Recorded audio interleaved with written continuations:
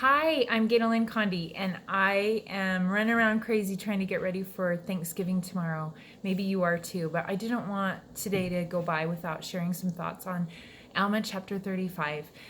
This is kind of the beginning of the war saga, but we do a little weird jumping around here. So in 35, we talk about what's going on, we introduce the war, but 36 through 42 is this kind of break in the war story. And Alma gathers his sons around for some father's council. And then in 43, we pick up chronologically what's happening in 35. I hope that makes sense.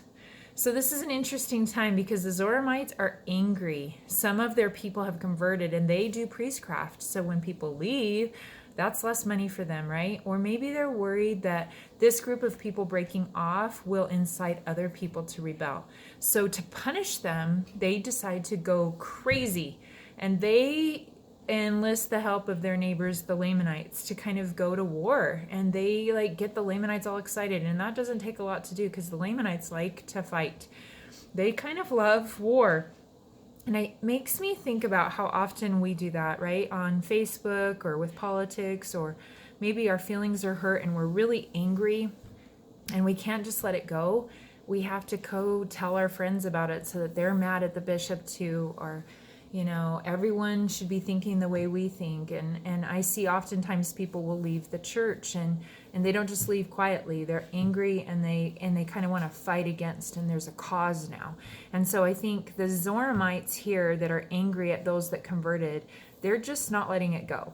And so they kind of really stir the pot so that the Lamanites join them, and the Lamanites are all too happy, even though it has nothing to do with them, to join the fight. Why do these converts go to Jershon instead of Zarahemla, where there's kind of the hub of the church? It's because it's closest, and they're embraced there. They're given some support and love, and they're embraced. And it makes me think this Thanksgiving season, you may be living near refugees that are away from their home, and they need the help and support and comfort that is given from the other converts that embrace them, right? They are the people of Ammon that were once Lamanites have now converted, and they understand what it's like.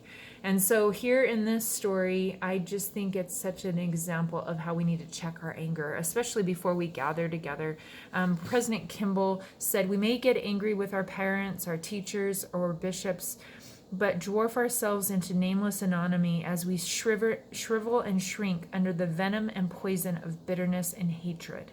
While the hated one goes on about his business, little realizing the suffering of the hater, the latter cheats himself.